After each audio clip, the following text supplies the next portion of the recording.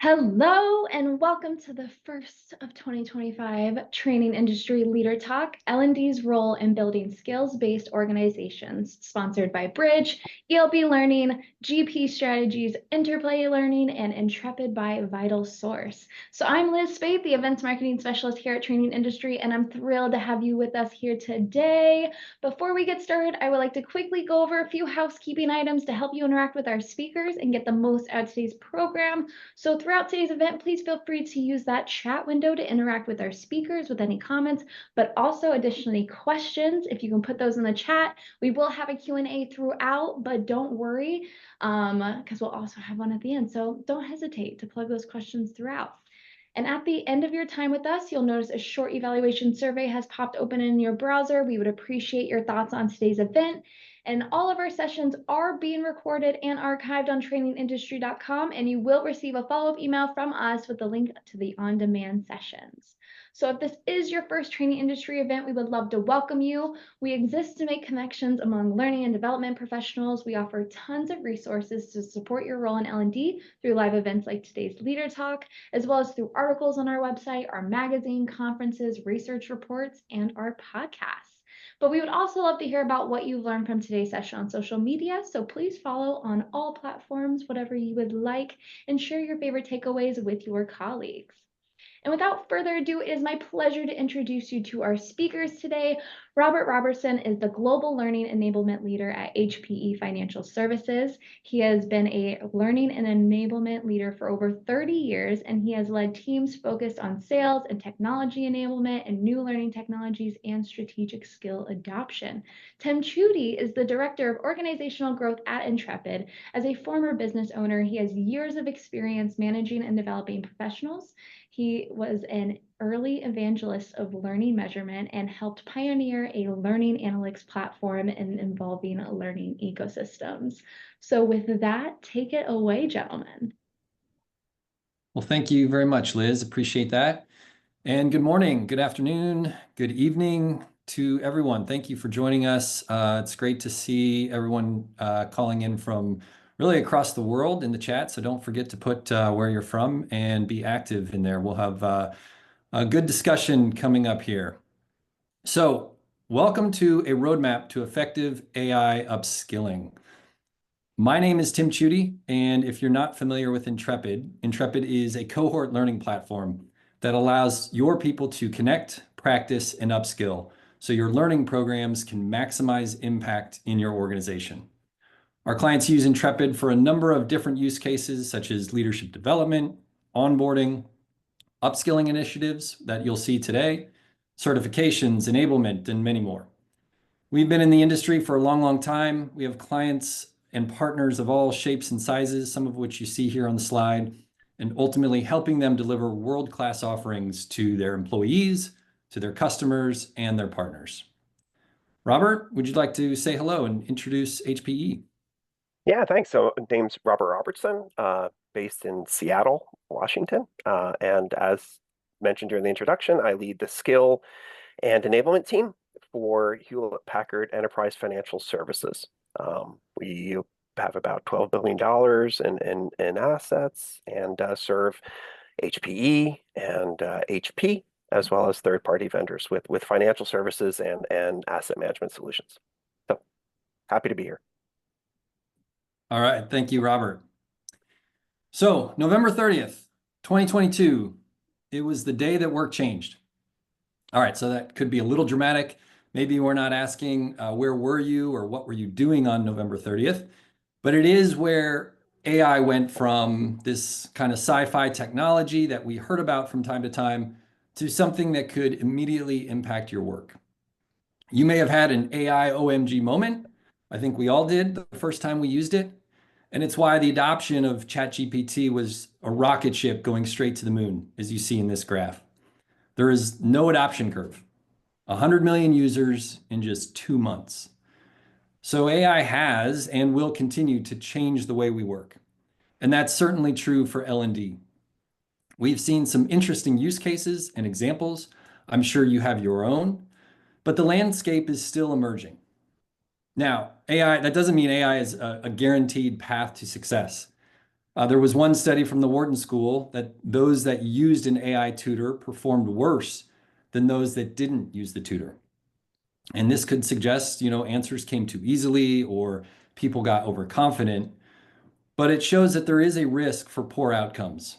And AI requires a thoughtful approach to its adoption. Now, let's look at some recent AI skilling stats on the next slide.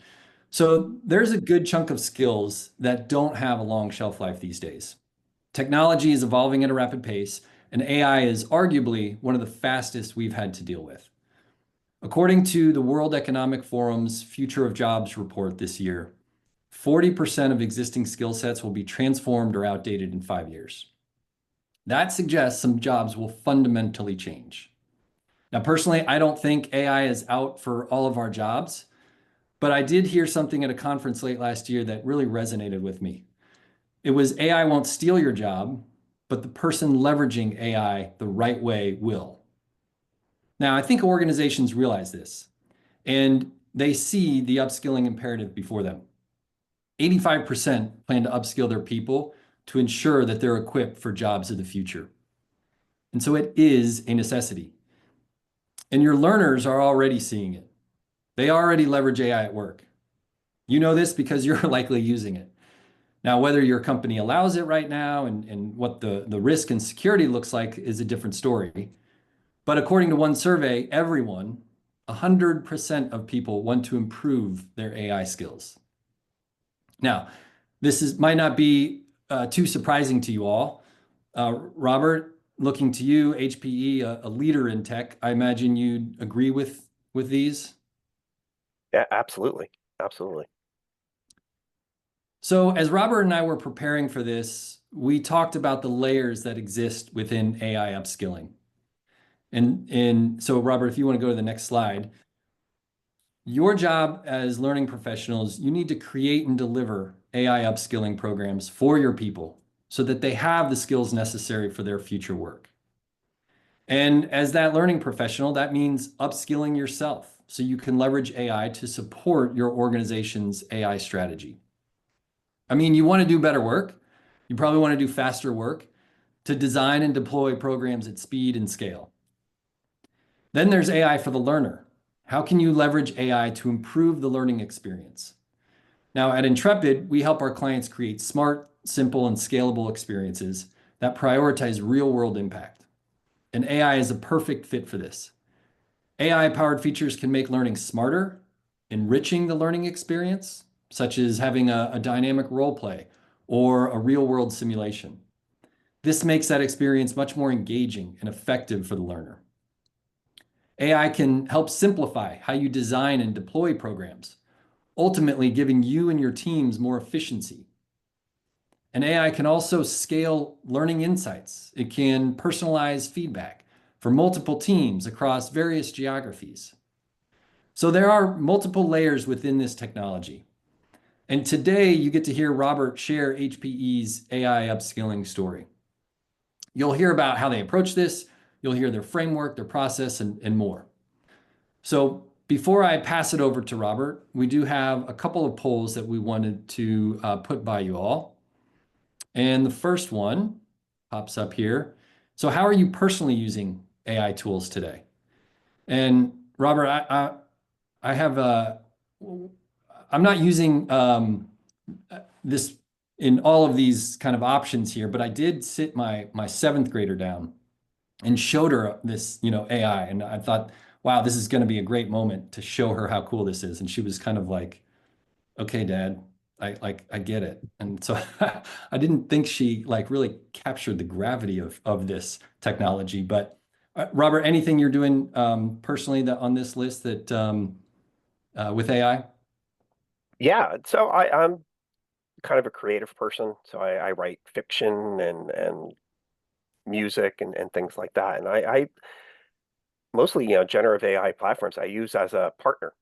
And this actually dovetails with some of the things I'll be talking about. But, it's a sounding board to bounce ideas off of, or, just crazy things. You write a story and say, well, imagine, what would Albert Einstein say if he read this? And it helps you. You get good at prompts, and you know, you could ask it the most ridiculous things I couldn't ask my team because they'd think I was nuts. But, you know, these platforms, no matter how ridiculous your idea is, it's like, oh, thank you. You know, makes you feel good.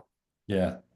Yeah, so here we got the results. Everyday convenience, that's not surprising. I know some of our colleagues use it for trip planning, which I think might fall into that.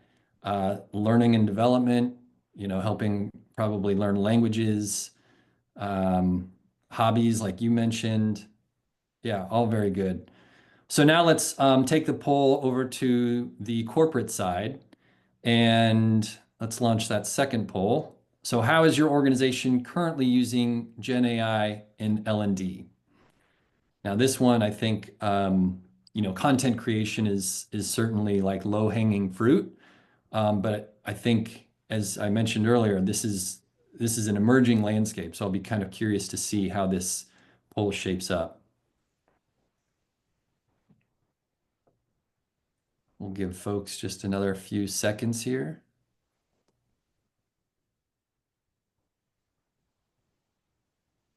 All right, and yeah, so not surprising, course creation, content creation, 60%.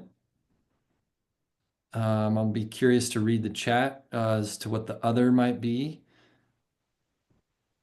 And 25% not using Gen AI.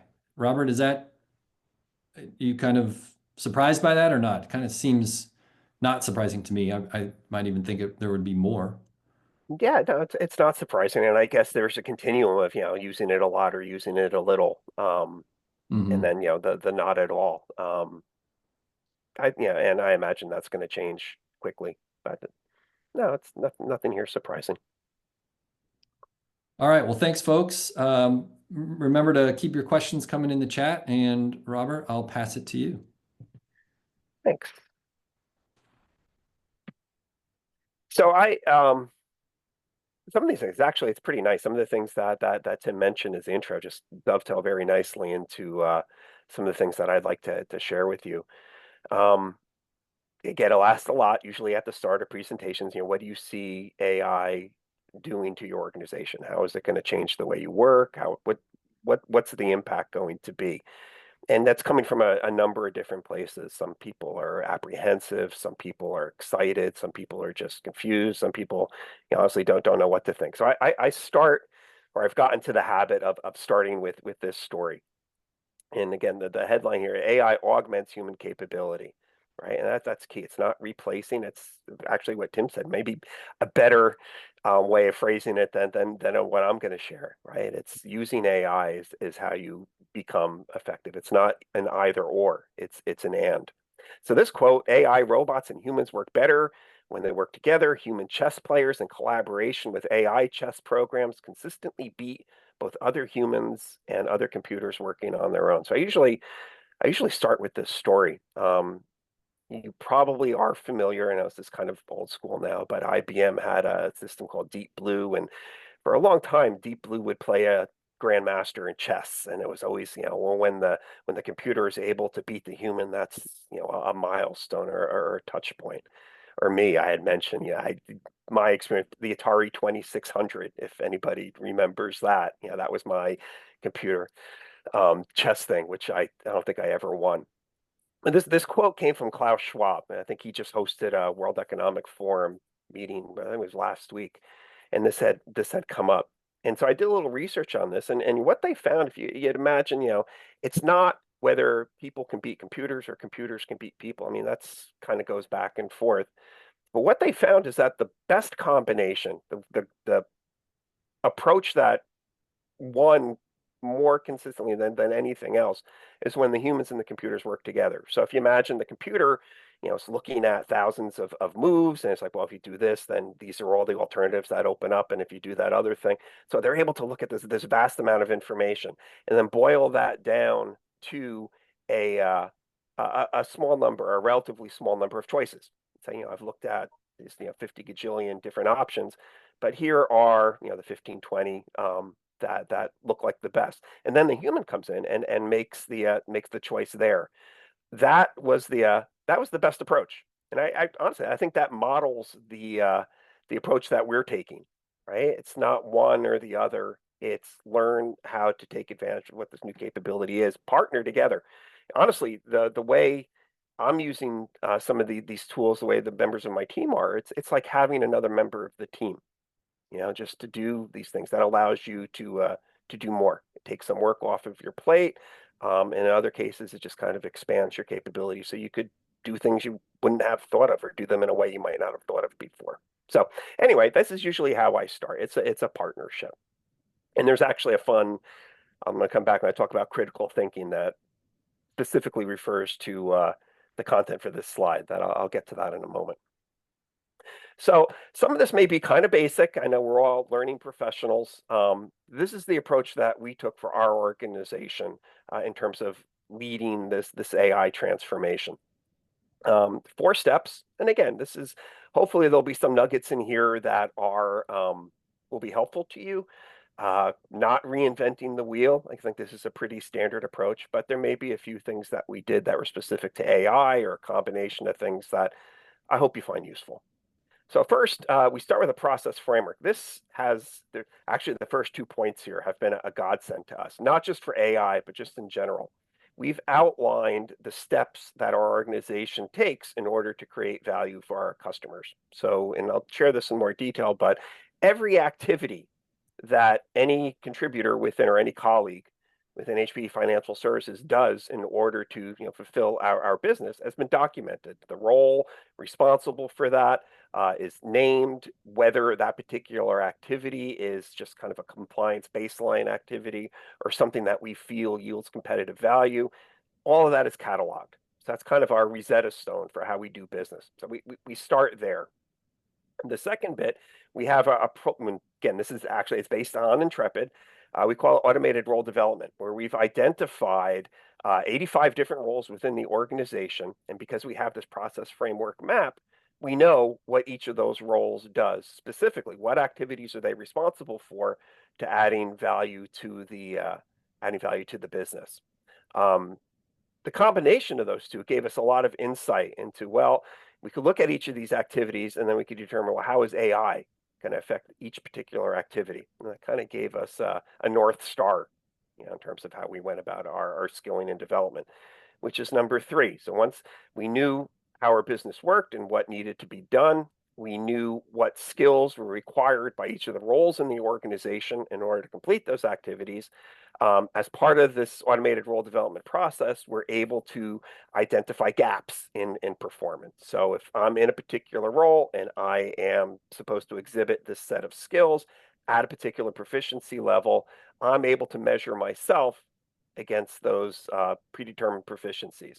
And if I'm falling short in an area, the opportunity for me to grow. So we create different programs. The one I'm going to share with you now, or in a few moments, is based around AI for our sales force.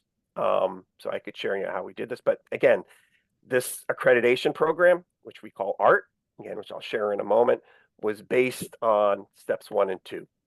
And then lastly, like any good program, we track progress, we track consumption, we track behavior change, and ultimately we will tie that back to business impact. So again, 4 steps. I don't think we're reinventing the wheel with any of these, but again, as a case study to see how they all fit together, hopefully there'll be some nuggets in here that you find useful. So we'll start just a little bit about this process framework. So again, this is the map of how our business creates value. It's at a highest level, it's 6 different stages. Each of these stages will consist of somewhere between 6 and 9 steps. And then each of those steps has a set of, again, 6 to 9 activities. I think all told, there's about 330 activities in this framework. Again, each activity is tied to 1 or more roles. So we know who is supposed to do this activity. And then we characterize each of those activities by the value to the business. Is this something that gives us competitive advantage? Is this something that we just have to do to keep the plane flying? Is it somewhere in between? But that helps us too, as we evaluate all these different activities, which are the ones that are the most important. And what we did for this exercise, went through all 330 activities and then asked, how might AI impact this particular activity? Is it something we no longer have to do? Is it something that AI could enhance? Is it something that we need to maybe build a tool or do something to take full advantage of these capabilities? So we went through all of them, and then determined, these are the ones that we want to focus on. And what was neat, because we knew which ones were competitive enabling, we can say, if we really get this particular activity right, this is going to yield value to the business. May hopefully differentiate our offerings from the competitors, because this is something that's particularly important. So that's step one. Step two, once we had all this mapping done, and this is just a subset, but we look what skills, now that we know the activities, we know which ones are important, what skills do you need? What knowledge do you need in order to fulfill this activity? So what are the skills you need? What competence do you need to possess? What behavioral attributes should you possess? Looked at that, right? And again, we were able to prioritize. We looked at the activities that were most pertinent for sales first, and then where do we think AI would make a difference? So I plucked this one out. I know leaders are key to any transformation project. You want to make sure that your leaders have the skills and understanding that they need to, whatever the transformation is, that they're best equipped to lead. So these were 5 of the leadership behaviors that we felt were most compelling for leading an AI transformation. And again, some of these are pretty familiar. Most important was a strategic vision, right? Know where you want to go, know where you are now, know how to get from where you are now to where you want to go, and convince everybody or know how to motivate your team to actually want to make that journey, to leave where they are now and go to wherever this endpoint you have in mind. Change management, again, kind of basic, but it encompasses a whole host of other skills, relationship building, communication. So there's a lot to unpack in change management. But anytime you're leading an organization on a journey like this, it's good to kind of come back to some of the core principles of change management. AI technology. So this was new, right? It was about AI. We thought, the leaders should have a practical sense of, well, what are the tools that you are expecting us to use, for example, right? So our Salesforce may be, it could be as simple as, well, this is how you might use some of our internal systems for customer research, or helping to prepare a presentation for your customers. Again, one of the things that we found is, eliminating busy work gives our sellers more time to actually go out and talk to customers and drive business, as opposed to, administrative tasks in the background. But understanding the technology, understanding how the tools can help sellers, and because HPE is, ultimately we're a technology company, it's not just a matter of making us more productive. We sell these things to customers. So understanding the market, understanding why a customer might need to make this journey, invest in new hardware, develop their infrastructure to support AI. Not just a nice to have. That's how we make our money. EI may be related to change management, but understanding that many of the people, we found many of the people in our organization are apprehensive about this. They're worried that, well, the thing that I do now may be automated, may be replaced. My skill set, what I've been doing for the last 20 years, is no longer relevant or valued. It's important for leaders to hear that and understand that and know how to respond to that, how to coach people through, that type of challenge or concern. And the last one, this may be the most important, critical thinking. How do you know that what you're getting is not garbage? And I'll go back to the example I used with the chess.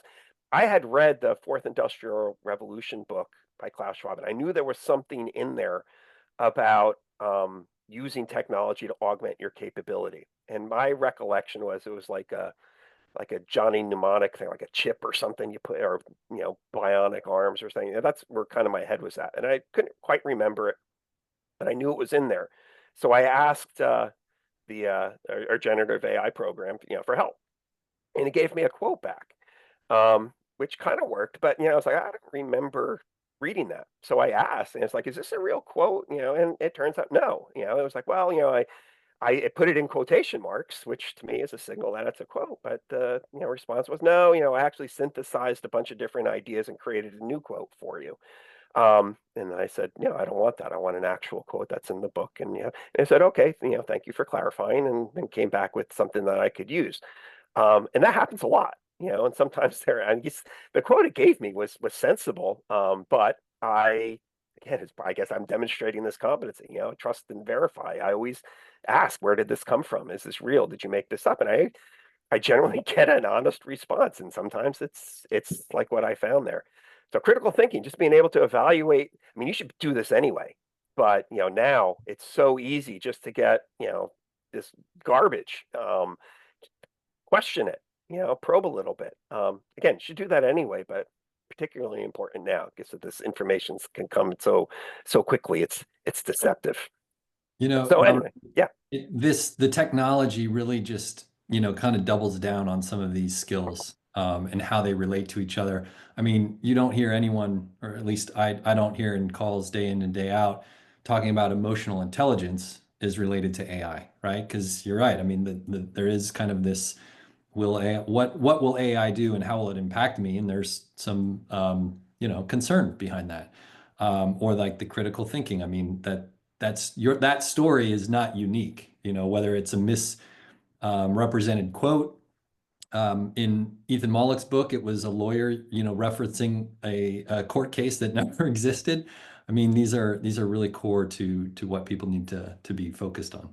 Yeah, absolutely. And it just it's a combination. It goes back to, I think one of the themes is the AI is a combination of humanity and technology. And you could very easily get sucked into the technology bit and not just, verifying the data, making sure it's right, but understanding how it makes people feel. And then similarly, it's not all about the feels. You need to understand the technology and how it works, and what tools or what aspects of it are right about the business, and even question yourself. One of the things that I love note taking myself, and one of the things that AI does very well is take notes for you. But I find that note taking helps me clarify what I just heard, and it's like, these are the points of the meeting that are truly important. And as I do my own notes, I'm thinking through things, and I'd hate to give that up. So maybe a little bit, because again, I don't think I would be as effective. I wouldn't really understand my work as well if I didn't take time to do that on occasion. So again, knowing yourself, which is part of EI, is critical. All right, so this was step 2. So we knew what work we needed to do because we had this great process map. We understand the skills, in this case, skills that leaders require to lead the transformation. But then I would say all of the roles within our organization are aligned to one of these role mappings. So they could see at a fairly high level what skills they need to do their jobs and what level of proficiency they should be at in order to do this. So that's the bit. So now, we knew presumably organization or many colleagues within the organization realize that they have some skilling up to do in order to be effective in this new AI-fueled world. So we created a program called ART. ART, the name actually came from our generative AI program. And I saw in the chat people asking about ChatGPT and all that.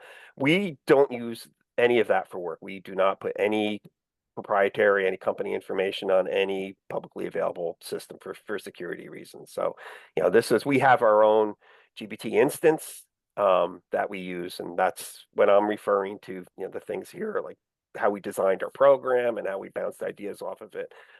This was an in-house program, which again, being HPE and technology vendor, we build these things. So, it wasn't hard for us. So we created this program, AI Revolution Training. It's a 2-level sales accreditation program, right? Focused on sales first. We do have a broader program for the entire company that'll be released in a few days. But this was for the HPEFS financial sellers. And you could see it's, based on Intrepid. We created learning paths, about 90 minutes of content for the second level, but little bits of little nuggets, 5 to 6 minute videos. We use some animation platforms just to kind of mix up the deliverables so it all doesn't feel the same.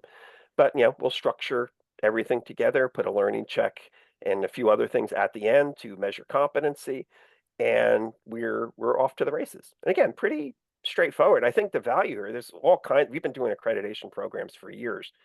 but being able to go back to that process roadmap and then being able to use the roadmap to identify the specific skills we need to hone, and then building the accreditation program.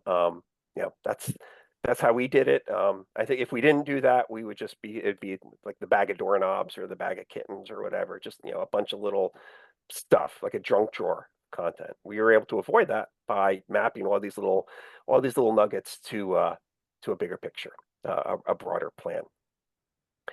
So we ran that. We introduced there's 2 levels. We introduced the first level in June. We introduced the second level in September. And then the fourth bit is tracking, right? So this is something I thought might be interesting. This is the Power BI dashboard that we built off of Intrepid information. So, every so often, I think every other week, we get all the user stats and completion. We load it into Power BI, and then you could see the types of things we track. This is kind of old. I think when we were just kicking this off a little bit, but we measure completion, for the first level of the program, for the second level of the program, and then we also measure behavior change. This is a self-assessment, but we were concerned, would our sellers, are they comfortable talking to AI or about AI to their customers? Do they understand the AI solutions that HPE sells? Are they able to track their deals or the deals that HPE is selling and find out, because we offer financial and asset management services. So many of the times we'll be called in to support a deal that's being made elsewhere in the company. So being able to track the progress of the deal and knowing where we can insert ourselves and add value, that's important.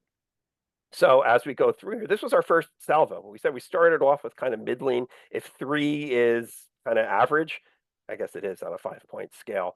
We moved the needle a little bit. You can say about 20%, overall as a result of the accreditation program, which is good. We moved the needle in the right direction, but not measured here. We supplemented this with a field sales event. We have quarterly enablement sessions where we talk about our products and how we go about selling them. We have things we call spotlight sessions, which will focus on a particular technology like prompt engineering or something like that. Again, and those run generally monthly.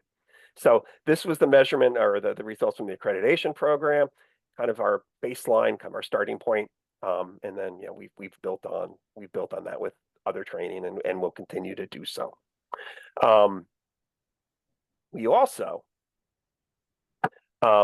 as part of this, so what I just showed, the completion of the program, as you might imagine, there's a learning check at the end. So you watch all these little nuggets and you get all this information. And there's a knowledge measurement at the end, a learning check, some multiple choice questions. And you thought, that's helpful. Knowledge is a component of this. It was more challenging to really measure competence with a multiple choice test. It's possible, but weren't really sure that when it comes time for the seller to get up in front of a customer and say the right thing and do the right thing, we weren't sure the learning check really gave us that assurance. So we worked with another a supplement through Intrepid called Bongo, which has AI capability. It allows you to upload a video of yourself doing something. In this case, you could see some of the instructions we gave our sellers, summarize what the needs are for the customer or how you talk about your expertise in the realm of AI. There's about half a dozen different things here. And you'd record yourself delivering that, and then you would receive feedback. Your manager could view your video presentation and give you some coaching and feedback. Peers within your team can watch you do this and offer feedback and support, as well as the AI that's embedded in the system. It'll catch, is the cadence of your speech appropriate? Are you using filler words? Things like that. And that was the final assignment. So you did a learning check, and then you had to get up and record a video, short few-minute video where you'd cover these things, and then you'd get, more of an assurance like, yep, I am. You are ready to get up in front of a customer and deliver this or host this conversation. And again, a little bit more. So, I mean, it's a wonderful tool. This is now, we adopted Bongo within financial services. It's now being adopted by all of our worldwide sales organization. So several thousand users will be using it by the end of the year. So this is some conversation was going on in the chat, Robert, about knowledge checks, assessments, just not being able to really demonstrate the competency. And so art really kind of captures that, right? There's the learning aspect of it, still doing an assessment, but then getting to that level 3, having people actually demonstrate, here's the pitch, here are the things you need to do, and then keeping both human and AI involved in feedback and kind of helping that individual either coach up or validate that they have the skill. Absolutely. I mean, we've done multiple accreditation programs, and by themselves, I mean, they can move the needle a little bit, but they're not enough.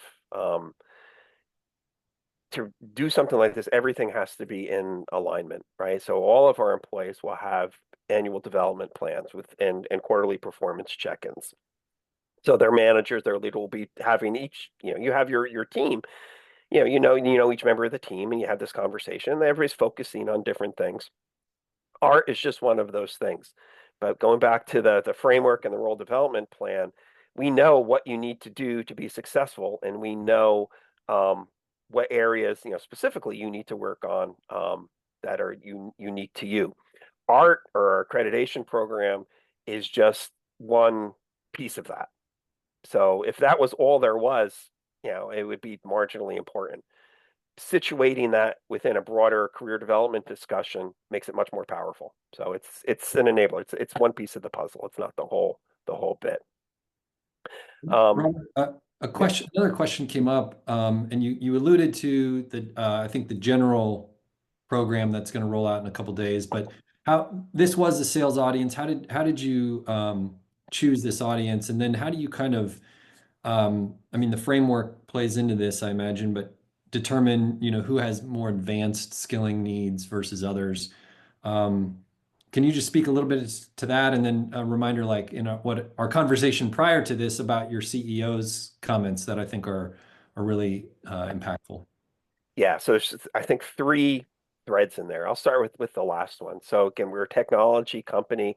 AI is core to our business. What our CEO has said is that he wants AI to think of it as like you're minoring in college. So everybody's got their major, right? And it's like maybe I'll kind of make the analogy. I'm majoring in sales, or I'm majoring in software engineering, or I'm majoring in customer service, or whatever.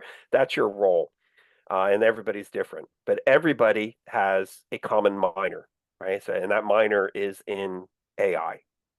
So that's the training for everybody. That's the baseline. We're a little, I'd like to nimble, agile. So we first out of the gate, we decided to start with sales. This is a great opportunity for our business, right? We are in the AI technology business, and the market is taking off like a rocket, and we want to make sure that we're not left behind.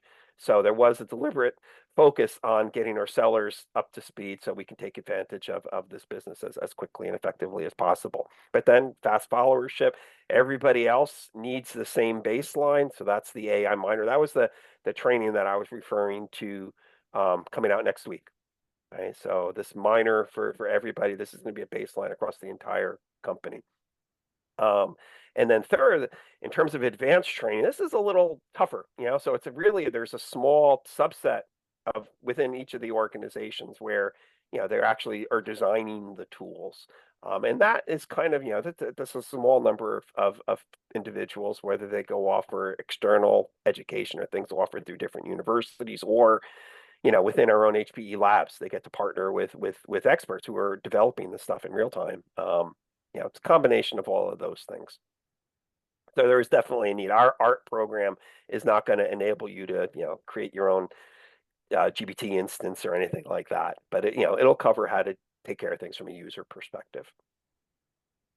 So just mindful of time, just, there are 3 things. I hope, first of all, sincerely, I hope this was valuable. And again, not reinventing the wheel, but maybe validating things that you're already doing. But the 3 main points: success in AI is a combination of humans and technology, so not an either or. You need to understand the technology and how it will impact your business, and then you need to understand the people that are using it, and what's the synergy between those 2 things. I think best practice when we started, how is AI going to transform? If we didn't have that process map, we would be wandering around in the dark. It's all different things it could do, and being able to go back to the specific activities that our organization completes in order to create value, and then match AI against all of those gave us a level of specificity that we wouldn't have had otherwise. So again, invaluable to do that. And I think I saw ROI flash by. It made it a lot easier to get a handle on the specific things that AI was going to impact, and then makes measurement easier. And then, at the end, rather than just relying on a learner check, which is great, that tells you something, but bolting on the kind of like the practicum aspect. So, people demonstrate. It is still a little stilted, right? You are talking to yourself basically, but practicing having a conversation, putting that out there so folks can see what you did and offer feedback and comments. Again, not unique, but certainly a best practice that we adopted here. And now I think, not much time. I think we have if there are questions, I see all kinds of things happening in the chat. We do, we've got a few minutes here for questions, and I'm going to start with advice you'd give to others, Robert. So those that maybe haven't started the journey, or they are just getting started, what lessons learned, what would you have done anything differently? Yeah. So, and this is not necessarily related to the AI bit, but there was I hate to admit this because, it kind of goes against all this like monologuing that I just did. When we introduced the video bit, we had a slowdown in completion because this was new, and there was a lot of resistance on the part of the learners who were not comfortable recording themselves and putting it out there. And they weren't sure who's going to see this, or how's this going to reflect against me, or this is new for me. I don't really feel good at it yet. And so people were they'd get to the point where they had to complete the video, and it was a bottleneck. And so I think there would have been, just following our own change management advice, probably would have done a better job of making people feel safe doing that. So when they recorded themselves, and I realized this is for coaching, this is not going to be used against you. This is all opportunity. It's all good. Share it with each other. We didn't do enough of that. Yes, absolutely important, maybe even more so with respect to AI upskilling. What steps would you suggest to balance automation with human-centered learning approach? And I want to call out Monica in the chat that she had posted the human sandwich, which is prompt, receive results, verify results, which I think is a clever way to keep that in mind. But any suggestions there, Robert? I don't have, I think just to be mindful of that, I don't have a pat answer. I wish I mean, it's a great question. It's definitely something to be mindful of. One of the things that we do that I didn't mention, but it's kind of an ongoing program, is we call them feedback forums. So we started doing these actually last year when we rolled out products, and we would ask our sellers, what's just basically in a planful way. We would do like Mural or Myra, we all work virtually. So we came up with these tools where you could do virtual post-it note taking and things like that. And, really mine user feedback in a productive way. We are doing that for AI now. It's probably sometime this quarter. It hasn't been scheduled yet, but we're drafting up the proposal. But the idea would be to use this kind of ideation session to find out how the programs are working, where we've done well, where there are gaps, and maybe validate some of the assumptions that we may have made. But again, there's no great answer there, but do have to remain mindful of the these are people doing these things, so don't want to lose sight of that. That's right.